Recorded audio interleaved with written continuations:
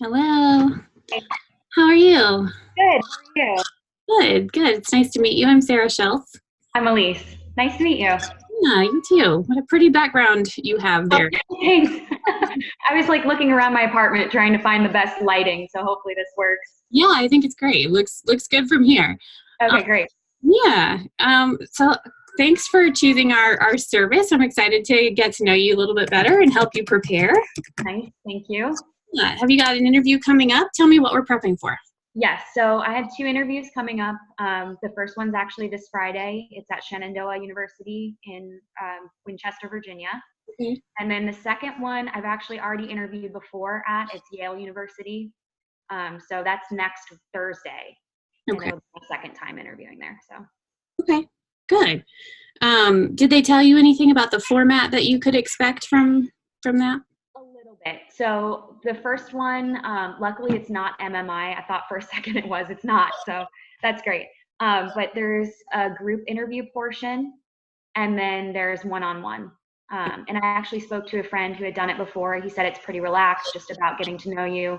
And then he said the group interview portion was more about kind of analyzing ethical questions Okay. and Interesting. discussing, yeah, with each other. So. Is it an interview or is it an activity, the group portion? Do you That's a know? good question. I'm not sure. I Okay. think it might have been a little bit of both, Yeah, sounds like like it. the question and then discussed amongst each other, I think. Okay. But, Well, I can start off by maybe building in a little bit of preparation for the group activity slash interview portion, if that might help. yeah. I used to evaluate those really extensively, actually. So I kind of can give you a little bit of tips on what they're going to be looking for. It's Okay. pretty common sense stuff, but it's not must not be too common because a lot of people would make these mistakes. So I'll just give you a little insight into it. Okay, great. Yeah. So let me break it down for you first. So we'll start with a little bit of prep on that, just a few tips, and then we'll transition to more of that individual interview prep to really kind of help you nail that part down. So we'll start by talking about how to present, mostly introducing yourself to the committee, talking about why you want to be a PA, Okay. those kind of aspects. The kind of the core of the interview, we really want to spend some time up front nailing that down. So we'll spend a lot of time up front there. And then we'll do a little practice with timed answers. Sometimes you might have a formal time limit, particularly if you were to have a true group interview. You also might just have, shorter individual interviews, or it can be just good practice to kind of get a feeling for what it's like to talk for 1 minute. Right. Sometimes my clients will talk for 10 or 15 seconds and feel like it's a minute because you're on the spot. So this is just Really? good practice with that. So we'll do a little practice with it, and then we'll take the time limit away and just kind of do the rest of the questions. So, Okay. and there'll be a little bit of practice with ethical questions in there as well. So that might help with that group aspect of it as well. So yeah, does that sound like a good plan? Yeah, that sounds great. Okay. Thanks. For sure. And then in terms of feedback, we've done this a bunch of different ways, but I think the most effective is really to just break after every answer that you give and workshop it together on the spot. So if that works for you, we'll just build in the feedback as we go. Okay, that sounds good. Perfect. Okay. Well, let me start by kind of giving you some tips on that group aspect. So if it's a true group activity, some things to think about are you want to balance leadership with involvement in supporting other people and drawing them out. So if you're the kind of person who, starts off strong and wants to get the conversation going, then I would say start that off by trying to draw out the best in other people and organize, the way you're going to spend your time, rather than just immediately throwing out your own opinion. Usually it just kind of helps to draw other people out, and it shows a stronger sense of leadership rather than just blurting out your own opinion and then saying, what do you think? So that's kind of an idea. If somebody else beats you to that starting role, or it's just not really your style, other nice ways that you can kind of show a subtle leadership would be looking at who's not participating, who's not getting a chance to talk as much, and trying to draw that person out. So saying, I noticed, Samantha, that you were trying to make a point, but that you didn't have a chance. Would you like to elaborate on that? So just really paying attention to that and trying to be a source of reassurance for those people because there's always a couple in every group that kind of get pushed to the bottom. So that speaks volumes, I think, for somebody's character and their ability to be a good leader and a good cohort member. And then a couple just other tiny things. If, for example, in a group activity that we did a lot, we would give people like an hour and 15 minutes to do it, but we wouldn't tell them when we were starting, so they had to be paying attention. We wouldn't tell them what time we were wrapping up. So one thing you could do is say, you guys, I'll definitely keep track of the time for us, so we make sure we stay on task within the time frame we have. So volunteering to be the timekeeper can be a big benefit, because a lot of times if people would come to us in the middle and say, how much time do we have left? I wasn't allowed to tell them. Yeah, so it's just a nice thing to kind of do, and it just shows that extra little layer of leadership. And then the final thing, I guess, would be if there's a presentation at the end, a lot of times we would have people present, so you might be the person who takes notes and things like that to kind of organize the group's ideas. So just a few sort of standard tips. A lot of them are common sense, but it's helpful to kind of have those in your bag of tricks if you need to rely on them. So okay, cool. Yeah. What program did you work? Were you interviewing students or? I was. It wasn't in the medical field. It was actually in the education field for a different kind of program. But yeah, same kind of principles apply across the board fortunately. Right. So. Okay, cool. Yeah. Those are things that, like, honestly, I didn't even think of. So that really helps. And I am afraid of being that person who I kind of am not the person to jump in immediately and just give my opinion. That's just not really my style. So I think that's what scares me the most about the group thing is, like, being the one who gets buried by the answers. Yeah. So those extra little subtle leadership tips might be really a good place for you to kind of step up. Yeah. Okay. Yeah. Okay, great. And then don't let that throw you. If other people are being super dominant, and that's just not your style, those aren't necessarily the people who make the best impression. So right. That's true. Don't shake your confidence in the moment. But do your best to push yourself out of that comfort zone and speak when you can, so that they don't overlook you. Right. Yeah. Okay. Good. All right. Whenever you're ready, we'll get started with the regular portion of that interview then. Okay, sure. Okay. Sounds good. Well, if you would, Aleece, tell me a little bit about yourself. Sure. So my name is Aleece. I am 27 years old. I live in New London, Connecticut. I was born and raised in Florida, but moved here about 2 years ago. Right now I'm a medical assistant. I work at a medical and surgical dermatology practice here in New London. So I'm working closely alongside the physician, assisting in procedures in our office, participating in patient education, and also doing a lot of scribing work. So wearing a lot of different hats at work. A few things about myself. Let's see. I love reading. You can probably tell from the bookshelf behind me. I just actually had to add a new bookshelf so I could house the new additions to my collection. So I absolutely love reading. My favorite part about reading is being kind of transported into a different setting and maybe experiencing different points of view. That helps to give me new points of view. Let's see. My parents are both musicians and artists, so that's kind of where I come from. I played the piano ever since I was 5. I've always been in choir. Growing up, I was in every show choir that my school offered. And I'm really interested in music and writing music and playing. And I also really love running. And I actually live above a hot yoga studio, so that's something I do a lot to combat stress. So that's a little bit about myself. Good. Nice job. It's a very interesting kind of overview, and I think it's very cool that you talk about your parents being musicians and artists, and you kind of come from that background, and medicine is completely different from that. So yeah.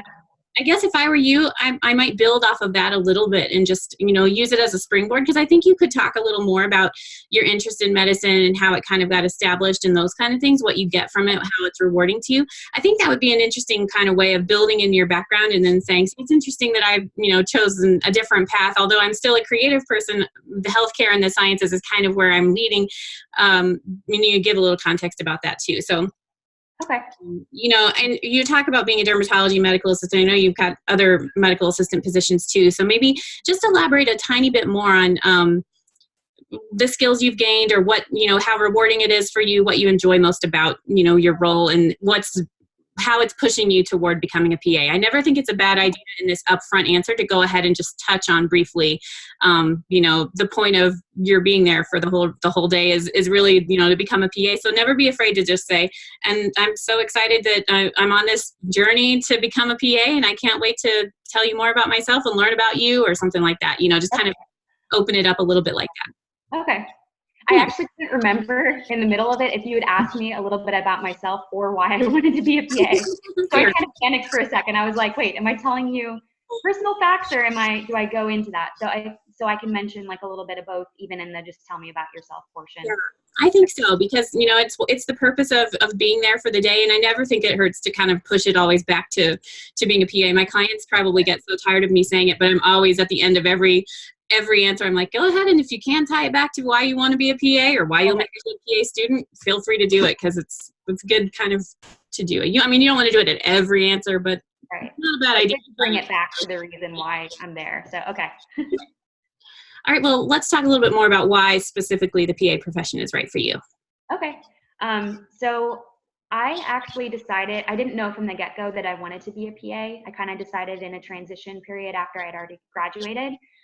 So I graduated with a degree in cognitive and behavioral neuroscience. So I've always had an interest in science, but I didn't really know in what capacity I wanted to work. I knew I wanted to work in the healthcare field, but didn't know what capacity.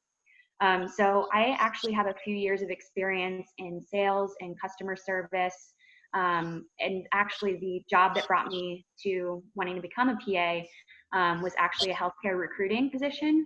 I was interviewing PAs, nurse practitioners, nurses, OTs, PTs, and I was the one doing the interviewing. So it's kind of funny to be on the interview like on the other side of that.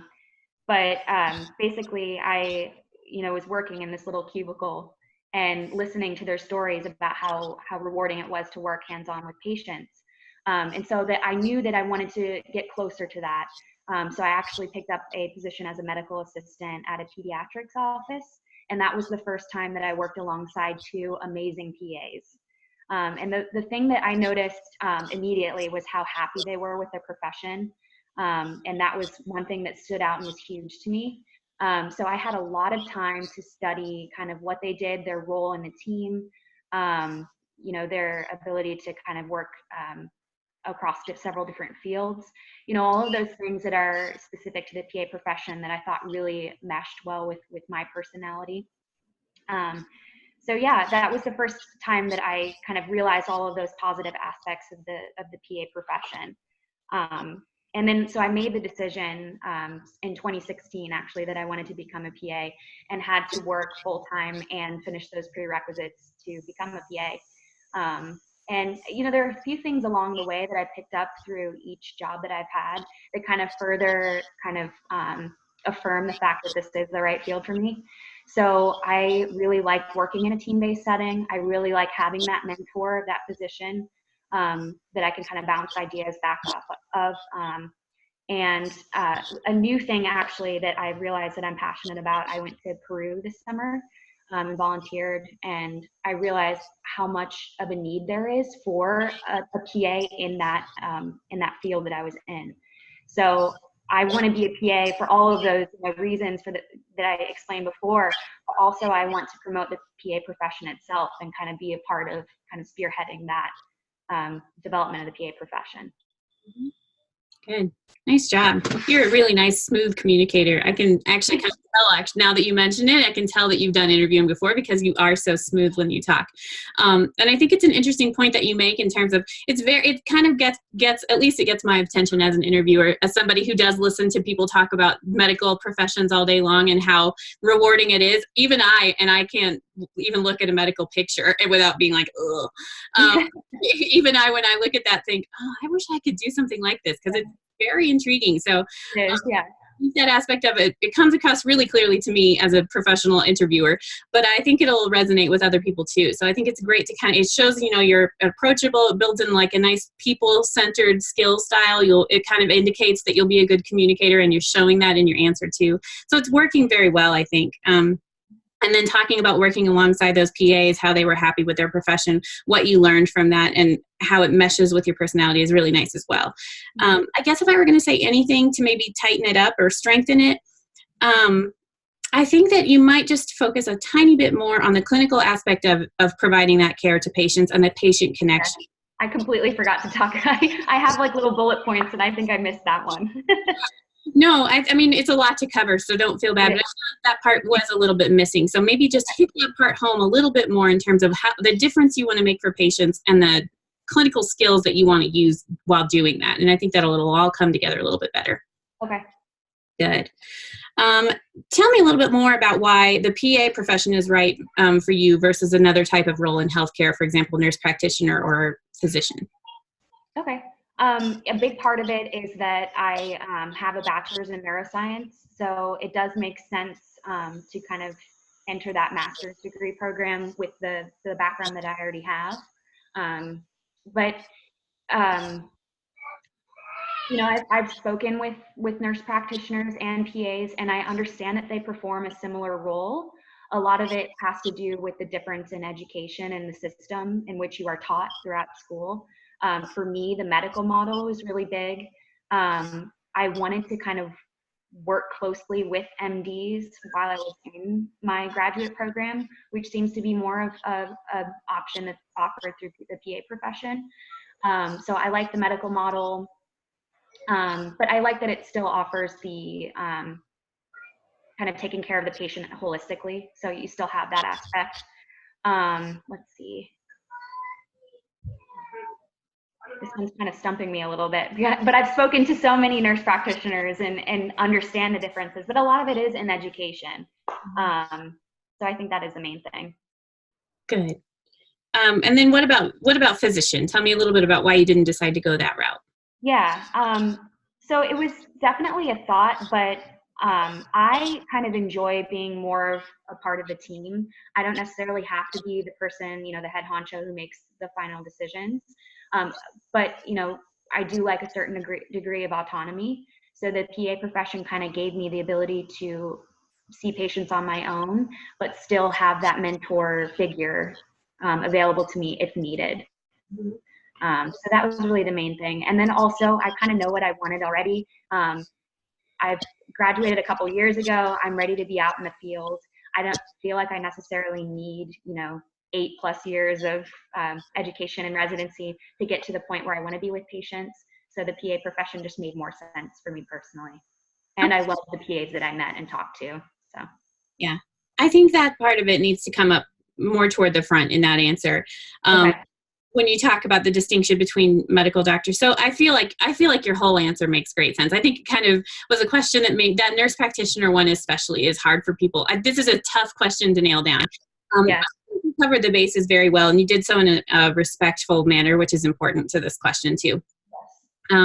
So I would say maybe you might just lead with the fact that you worked so closely with PAs right away when you started working in medicine that it kind of already just showed you this is exactly what you want. You could tell from how happy they were from witnessing their role, seeing their autonomy balanced with the, you know, collaboration, maybe just play up the core aspects of the PA profession that really appeal to you beginning a little bit more, and then you can it's easier to just say, and you know, in addition to that, you know, I did consider some of these others, but and then the reasons you gave made good sense. Okay.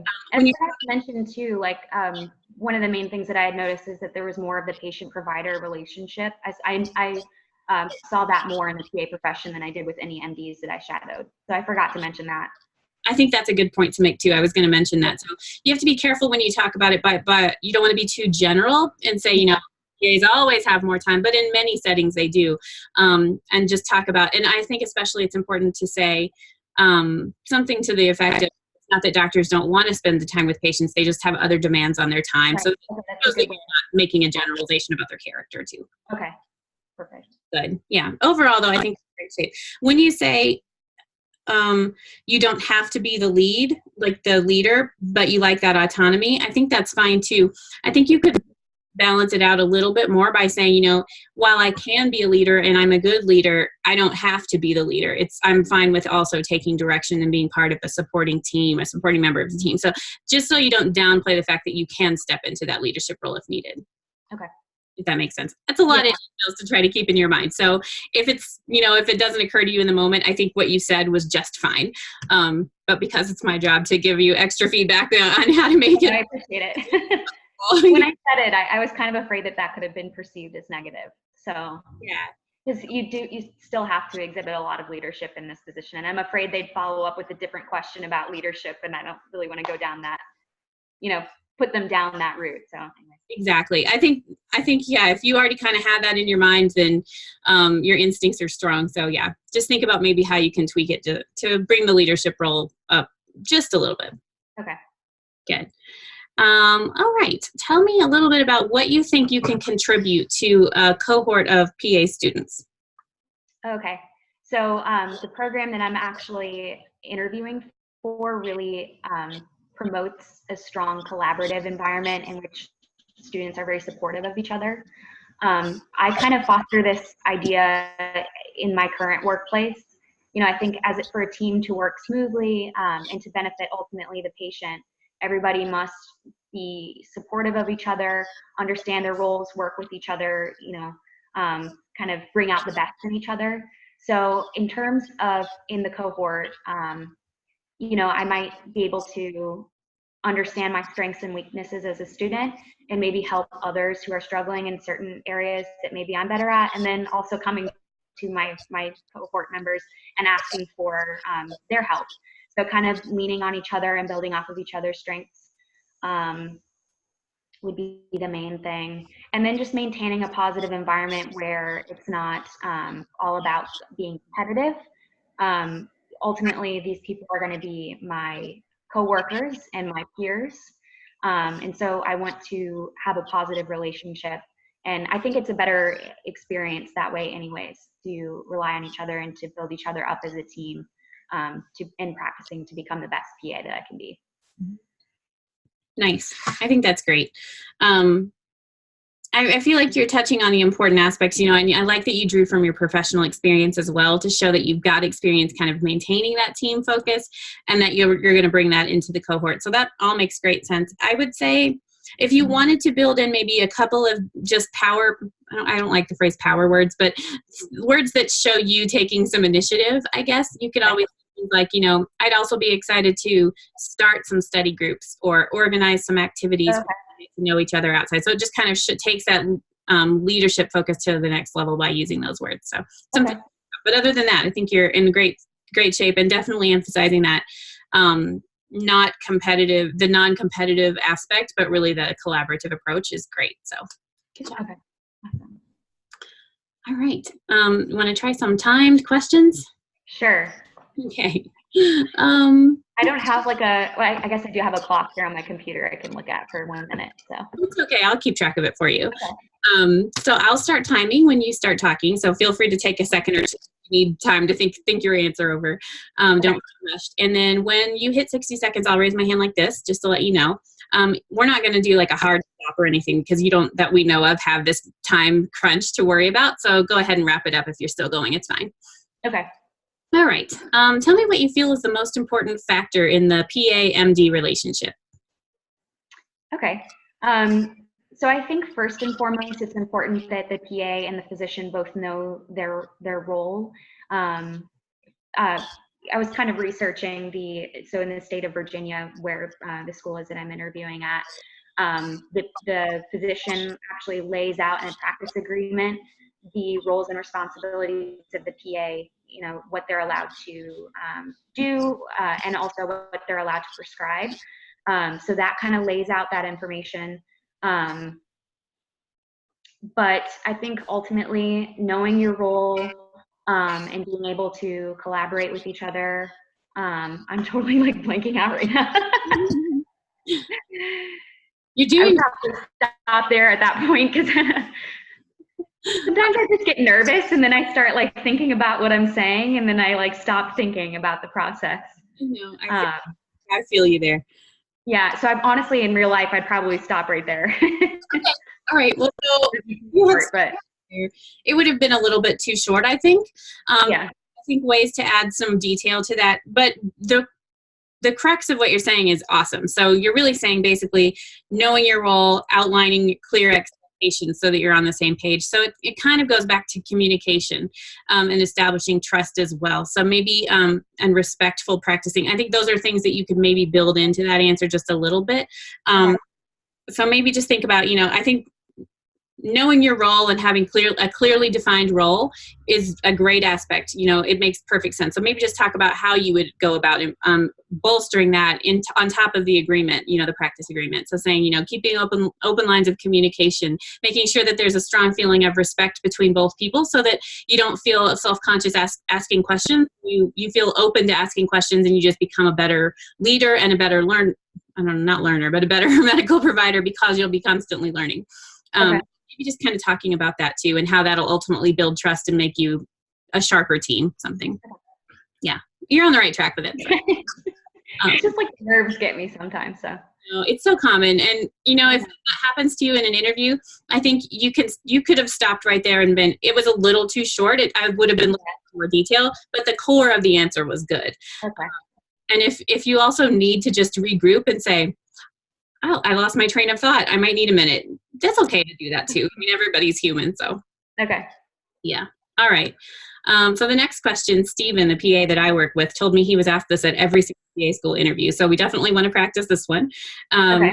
If you would, tell me about your biggest weakness. Okay. So my biggest weakness is that I am very hypercritical of myself. I am a perfectionist. I'm kind of drawing on my psychology background. My Myers-Briggs personality type is INFP, and F for feeler. So I do feel things and internalize things a lot.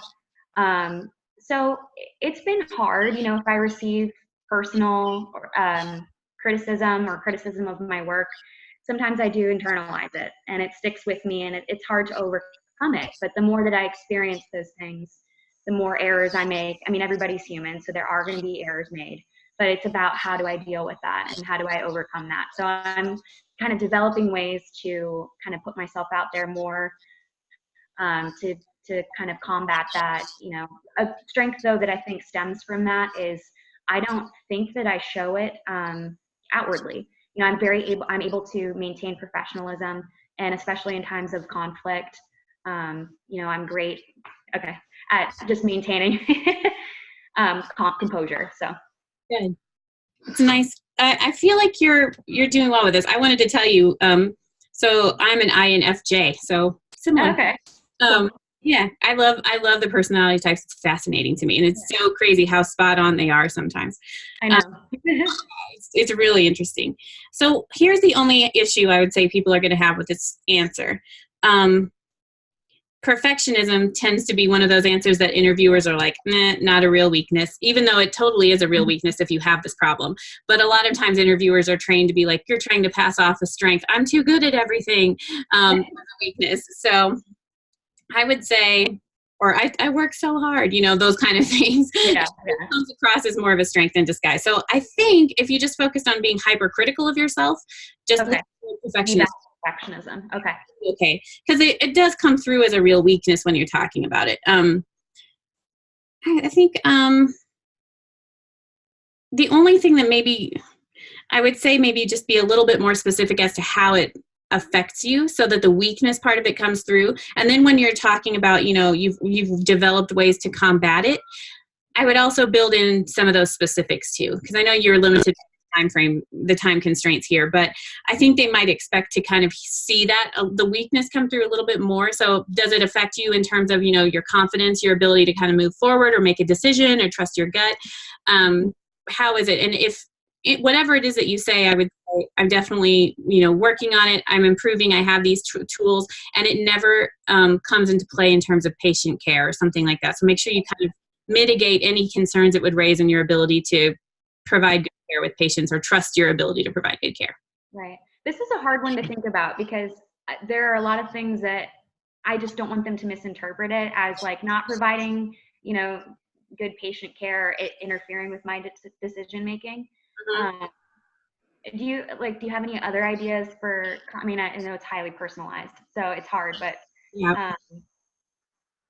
do you think overall that's a strong enough argument with the hypercritical? Is that like a good one, or should I do a little bit more brainstorming to think of something? I think it's okay. I mean, honestly, it's probably the most common answer that I get that I don't tell people to change, because it's a balancing act. I think with this weakness question in general, and this answer in particular, I think you have to say it just right so that it doesn't come across as like you're going to take a hit to your self confidence that will make you second guess your ability to diagnose a patient or something like Right. that. Right. So maybe if you put a box around it a little bit to contain it and say particularly, no, I was going to say maybe focus it on academics, but you're going to an academic program. Sometimes I forget that because I'm looking at the article. Let me think about it. Think about how you can maybe just put some parameters around it. Maybe with music. I mean, or being very vulnerable in terms of those creative projects. It's kind of, it's difficult to push yourself to maybe let other people see that, and you can be very critical of it, but when you do showcase your work, it's good to get the feedback. I don't know, that's just a way of, I can think about maybe spinning it to where it's not as big of an issue, kind of constrains it a little bit. Or you can be more general with it, but just build in those specific skills as to how you really head it off, I guess. Okay. Yeah. Does that make sense? Yeah. Yeah. If you decide to, I think it's fine, and it's not going to stand out in from the crowd really, because it's a very common answer. It's kind of a safer weakness, and I think a safer weakness is better. Okay. Yeah, right. I don't know if I want to stray away from the group with that question. Maybe with other questions, but okay. Exactly, 100%. I think it's just fine to blend into the crowd with the weakness question. So think it over. If you decide you want to, if you have other ideas, you can always email them to me, and we'll workshop them together. So okay. Yeah. All right, let's focus on the more positive aspect of this question. Tell me about your biggest strength. Okay. I would say that my biggest strength, and I've heard it from coworkers and from patients that I've worked with, is that I'm described as approachable. I think that patients are able to, confide in me. So I'm kind of drawing back on my experiences in plastic surgery when patients, had these stories about, very personal topics and about things that really bothered them internally. And I was kind of there with the patient a lot, and they would kind of confide in me those things. Also, in one particular instance, there was a patient I stayed with overnight for a couple nights while she was healing from she had a lipoabdominoplasty and mastopexy. So it was a very big surgery. And at the end of the time, I had learned so much about her family, and she confided in me about her daughters and her sons. And so I just think that I'm pretty approachable, and people feel like they can trust me and that they're not going to be judged. They're in a judgment-free zone. And I can just provide a listening ear, because honestly, I just love listening and, can relate to patients in that way. Nice. That's beautiful. I love that. It's very original. I mean, I've heard kind of similar answers that are framed differently, but I really like approachable, great strength, particularly in medicine. So I feel like you do a great job of showing that in your role as a medical assistant. I think you should just push it right forward into, I think this will also help me as a PA to, how to do it. So yeah, I would say push that forward into letting them see you take those qualities as a PA and just kind of grow your practice in this really approachable way. Good job.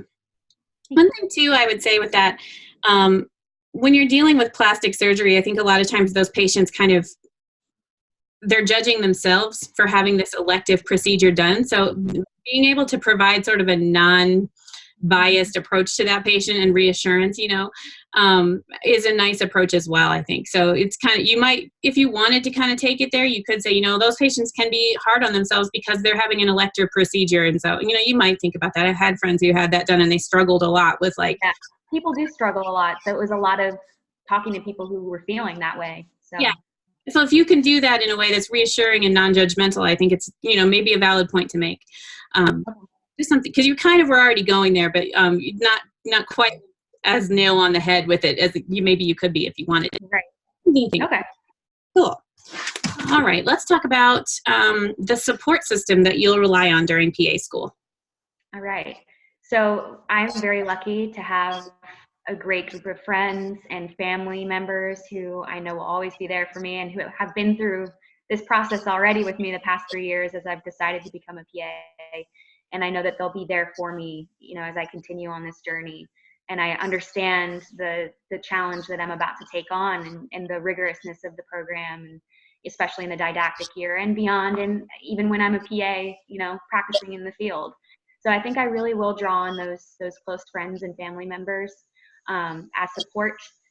Also, on the same vein of what we were talking about before, people in my class, you know, I'll rely on working together with them and kind of leaning on them.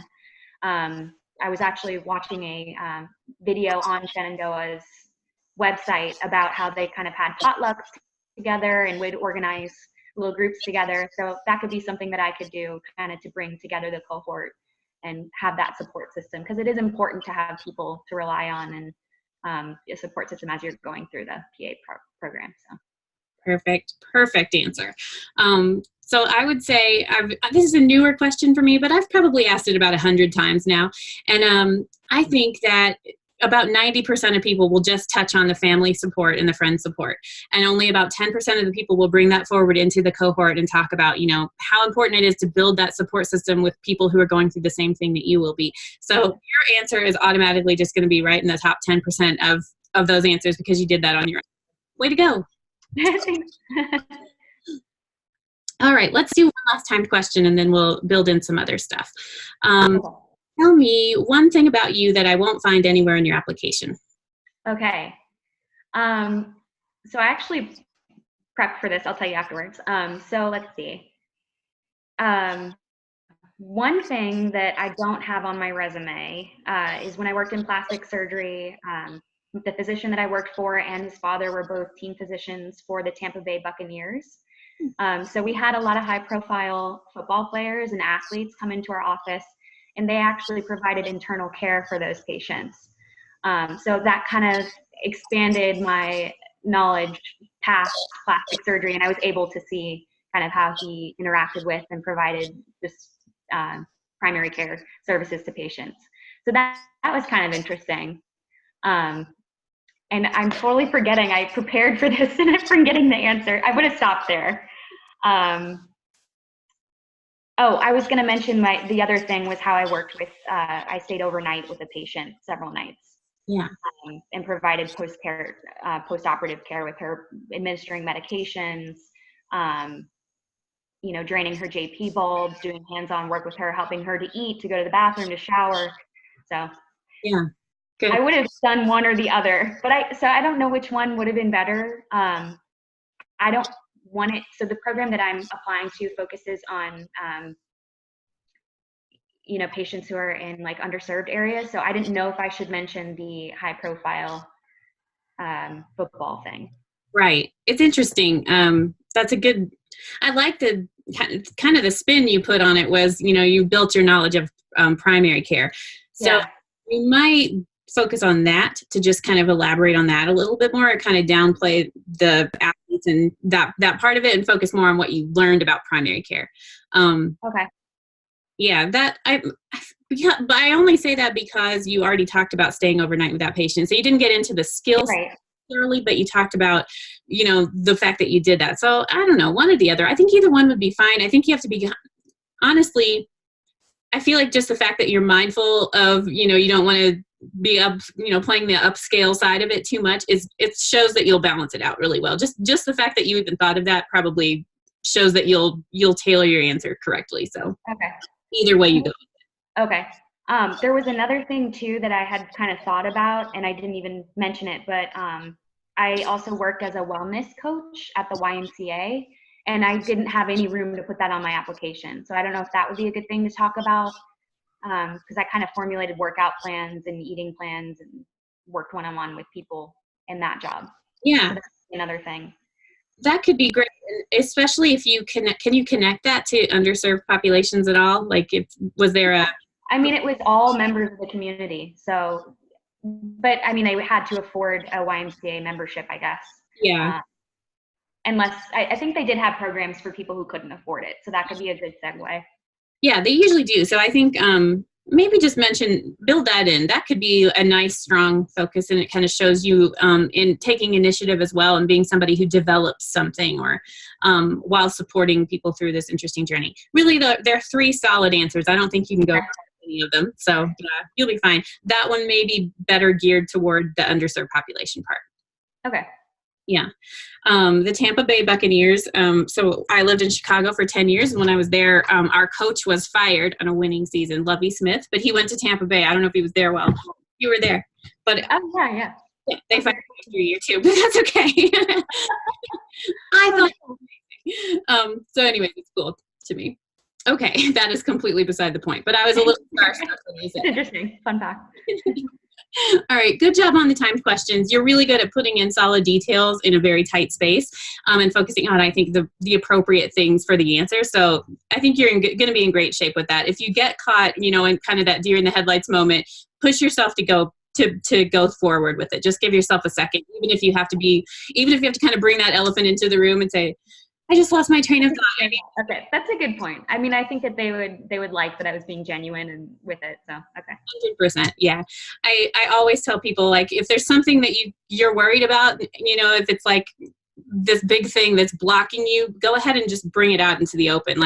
For example, if you get caught off guard with a question in the beginning and you're just like, you can't think of an answer and there's just silence stretching out in front of you, go ahead and say, that's a really good question. I need just a minute if you don't mind. And sometimes acknowledging, like, oh my gosh, I have a blank screen in front of my eyes. I can't. Yeah. If you just acknowledge that, it lifts that pressure and then your ideas flow again. So that's a good idea. I never thought about just, putting it out there. So that makes sense. Yeah, and it kind of speaks to that approachability that you have too, because you do come across as very genuine, I think. So if you're just be genuine with that too, and I think they'll even respect you more. So okay, good deal. Tell me a little bit more. Tell me about a patient encounter that really had an impact on your desire to increase your scope of practice by becoming a PA. Okay. My mind is immediately going to my trip to Peru. I remember, is this a timed one or just a regular question? Okay. I remember there was this mom who brought her 2 kids, and they both had parasites. So at the medical clinic, it's a volunteer organization, and there were just 2 of us. There was me, I'm a medical assistant. I don't have that much to contribute. I have a little knowledge that I have from dermatology that I could bring to the table. And then the other professional that I had with me was a nurse practitioner, and she was still in school for nurse practicing. So I was kind of, caught in this situation where I didn't know how to treat these patients. And in that moment, I was like, wow, I need to increase my breadth of knowledge and my scope to be able to treat these patients. We probably treated at least 100 patients that day. And the majority of them, all I could do was give them vitamins or ibuprofen, and couldn't really alleviate any more of their symptoms. So that was the moment where I knew that being a PA would give me that ability to make a difference in this community. And I was just thinking in that moment about how much more of an impact could I have in this trip. As I continue to do it in the future, I do plan on going back with that organization. How much of a difference I could make in these patients who don't even have access to healthcare whatsoever. And I could give them, possibly the treatment or the medication that they need to better themselves and to become more healthy. So. Yeah, good job. I think that's really nice. And I think you bring the gravity of the situation into focus really well. I mean, if that's the medical care they have as a nurse practitioner, student, and a medical assistant, they're so grateful to have you. I mean, incredible to think about the difference that you could make. And I love that perspective. I would go ahead. You said, I do plan on going back. I think you could go ahead and even emphasize it if you want. I do plan on going back regularly as a PA to kind of situations. Just maybe emphasize it, the commitment that you have long-term to that if you want to. But yeah, good example. And I think it's a great kind of connection to why you'll make a good PA and what's driving that goal. Okay. All right, let's do a scenario question. Okay.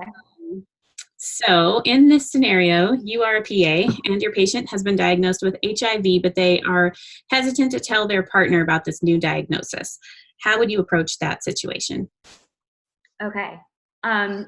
So I was actually discussing this situation with my dermatologist that I work with. My understanding is that you are supposed to report on a national level that the patient does have this disease. So ultimately, as a PA, I know how hard that, you know, I will have worked to gain that title and to have that role and responsibility. And ultimately, I have to practice under the scope of the law. You know, I have that obligation.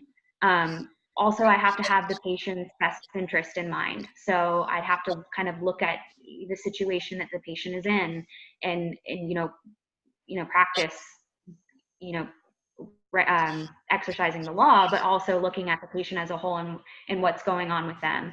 If there is an opportunity to kind of have that discussion to inform the patient why this is so important, educate them about their, you know, disease, educate them, or, you know, tell them about the importance of, you know, telling your partner or your providers that you have this serious disease. It is really important. So I will do whatever I can within my power to first speak to the patient and get that point across, and hopefully have the patient, you know, comply. But in the case that they don't, I have to report it to the law, which is what I am required to do as a PA.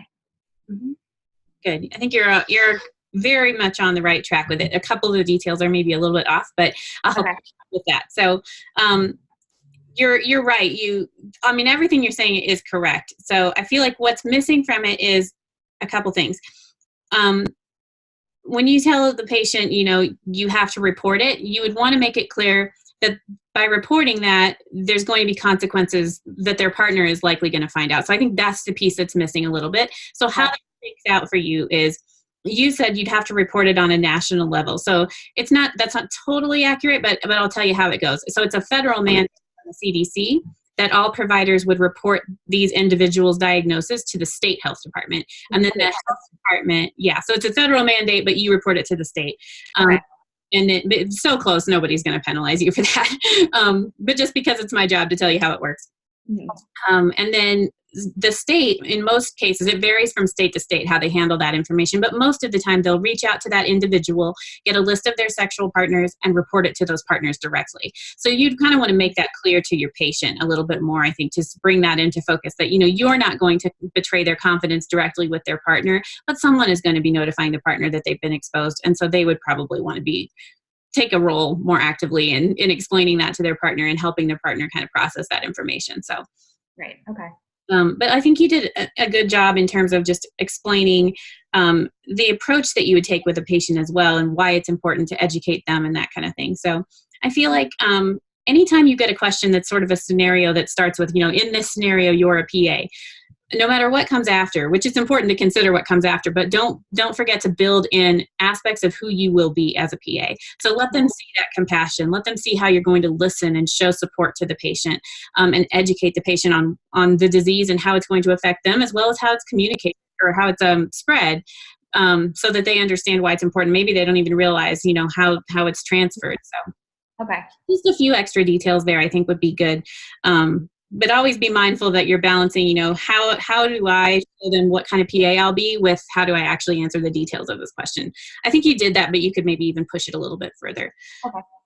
And then if you get other questions, I'm sorry, do you have a question? Oh, yeah. I was just going to ask, is it, you know, if it's just HIV, are there other diseases that you do have to report? Yeah, there's a whole list of communicable diseases from the CDC. Okay, so I'll have to look that up. Yeah.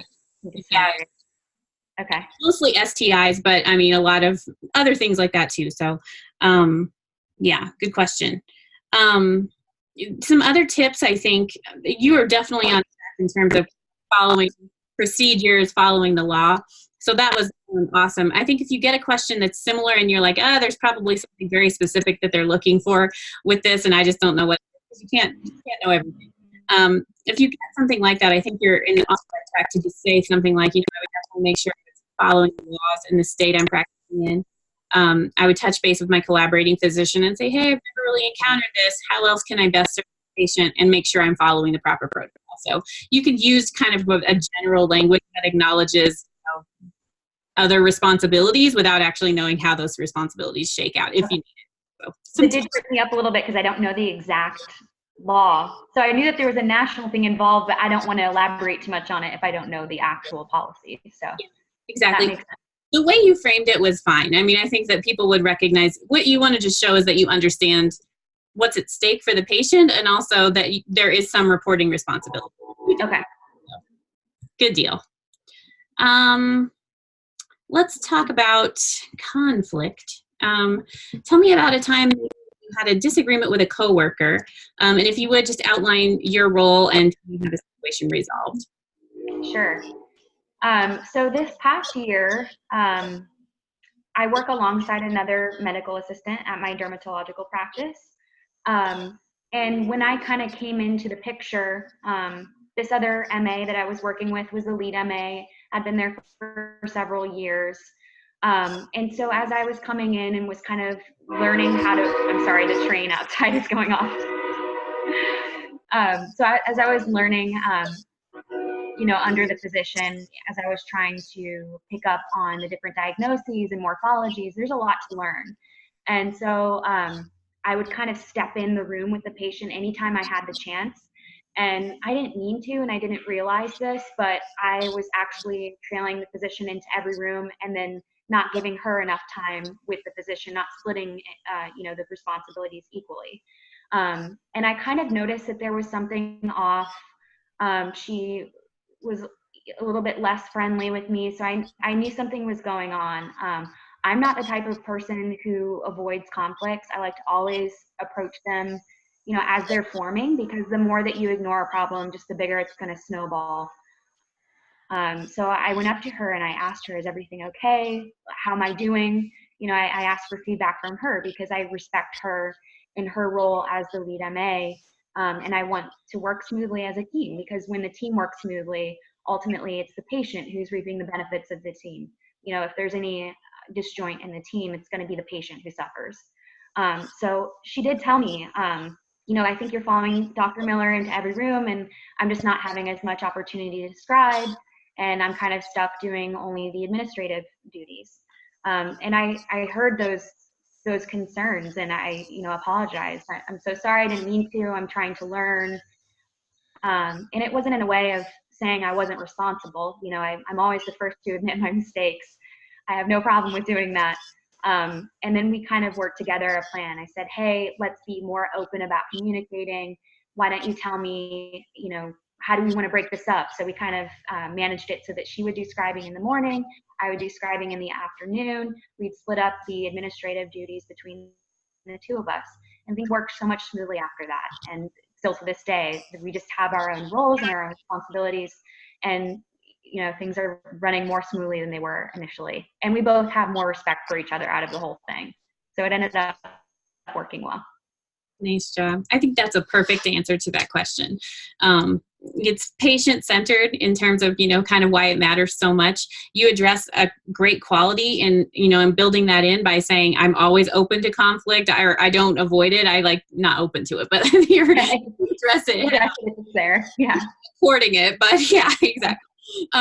It's perfect. And I think what I really like about it, I mean, a lot of times you get an answer to this question that is kind of downplaying in another person your own responsibility, and you're definitely not doing that. It was a situation in which you just didn't realize, but you were kind of making a mistake, and you owned up to it. It's a perfect answer in that regard, because it shows that you learn, were collaborative, respectful. Bingo. I love every bit about that. So good work. Yeah. Okay, let's talk about the program that you're going to be interviewing with. So tell me, if you would, why our program is the right program for you and you are a good fit for us. Sure. Okay. So first of all, for what the program can provide for me, there's a huge focus on global service, which, I'm all about. After my trip to Lima, I am looking forward to opportunities to continue learning abroad and, practicing abroad, as I hope to become a PA who does practice abroad in the future.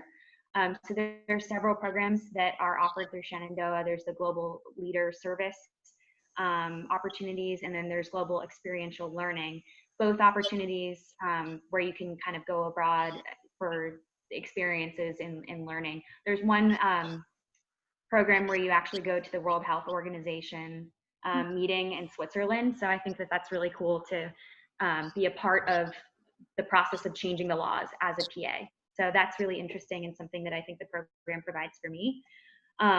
Also, I think it really, Shenandoah really fosters a supportive and collaborative environment, which is something that is kind of unique compared to other programs that I've researched. I think it's important to maintain that environment because ultimately that's the type of environment that I would like to practice in. I want to be a PA who is a part of that team and can foster that collaborative environment. As I was researching at Shenandoah, I read a lot of student testimonials, and a lot of people use a consistent word that I see over and over again is home and family. And so I really, really like that aspect. I want to be at a place where I feel like I'm a part of a team and I can be close with my cohort. So that's very important to me. And then the third thing that Shenandoah offers to me is the kind of method in which they teach and they deliver their teaching, which is a multiple modality type of setup. So I like the fact, so I am a little bit different in that I haven't been in school for a couple of years. So I really like that adult-centered learning aspect of approaching teaching. So there are different ways in which they deliver their teaching through self-directed learning, recitation, lectures, lab, integrated clinical cases. So I really like the ability to kind of have that didactic year, but then also integrating those clinical experiences to kind of bring myself back to, this is how I'm going to interpret, this is how I'm going to learn this information, and then actually practice it in the exam room. So that's what the program provides for me. What I can provide to the program is a dedication to service. I, loved studying abroad, and that was something that I really wanted to expand upon. Like I was saying before, with the fact that I haven't been a student for several years, I like that it caters to an adult-centered learning atmosphere, and they have that kind of emphasis on lifelong learning. That's something that I've had to practice as an adult who's trying to go back to school and gaining those prerequisites and the skills necessary to go into PA school. That's very important for me. And then also I have a dedication to health and wellness. I've been a wellness coach at the YMCA. I've been a medical assistant in pediatrics and plastic surgery and in dermatology. And so I have this passion for, creating a positive environment and for having a positive impact in my community. And that's what really this whole journey is about, to becoming a PA and to being a PA. It really comes down to the patients and having that relationship and that difference in their lives. Beautiful. Good work. Good work. I'd say you touched on a lot of great things. You were very specific.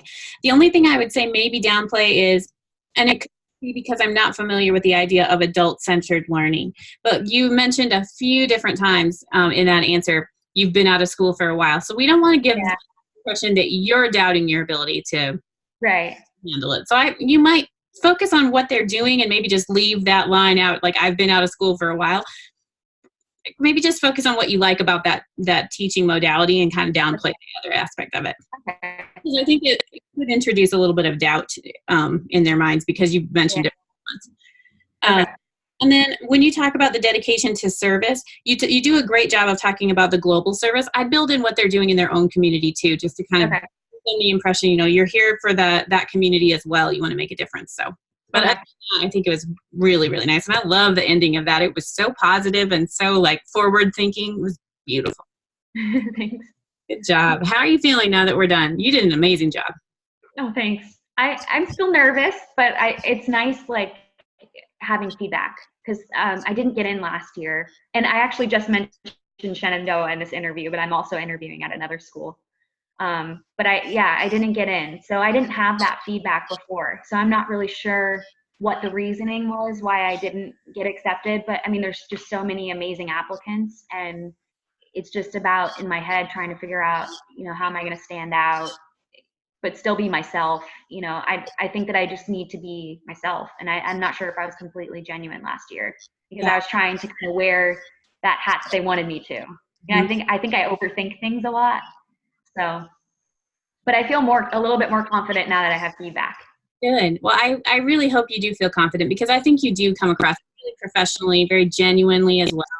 And your answers made great sense. So I'd say, if the main thing I guess that stood out was, as you know, kind of those moments where you like lose train of thought and it almost like you seize up a little bit. So if that happens, bring it right on in, acknowledge that seizing up, just say, oh, I'm so nervous, I'm sorry. Blow them out of the water with the second half. So like, don't let it stop you altogether. Right. Okay. That's probably my core advice, because I think you're doing everything well. So who knows what it was last year? It could have even just been the timing of your application or the they were looking for. So but don't let it stop you, because you definitely are a good interviewee, I guess. Yeah. Okay. So I'm going to send you the link to your video this afternoon. I have a couple more calls and then I'll start uploading them. Okay. It's a YouTube link, but don't panic when you see that, because it's private. So we would asking you first for permission. This went very, very well. So I think you're going to do an amazing job in your interview. And I hope that you'll keep in touch with me and let me know. And if you have any questions at all, feel free to reach out to me. I'm happy to help anytime. So definitely. All right, awesome. Thank you so much for all of your help. This really did help. I feel a lot better. You're going to do great. I really do think so. Good. All right. Well, take good care and enjoy the rest of your day. And I'll be in touch with that video soon. So great. Thank you. Thank you so much. Appreciate it. Definitely. All right. Take care. All right. Bye.